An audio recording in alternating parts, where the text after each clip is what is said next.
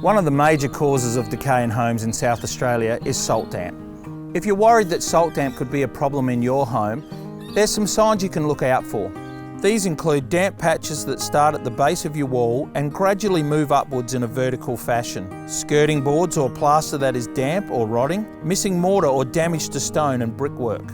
Salt damp is the same as rising damp, but here in South Australia our problem is amplified due to the high content of salt in our soil, partly due to considerable land clearing in our early settlement days. As the damp is drawn up into the wall, so are the salts, and it's these salts that crystallise in the wall and cause the damage. At TechDry, we've treated thousands of bungalows, villas and cottages for more than 30 years. We are passionate about preserving South Australia's heritage, plus renovating and restoring homes is far more environmentally friendly than demolishing and starting anew.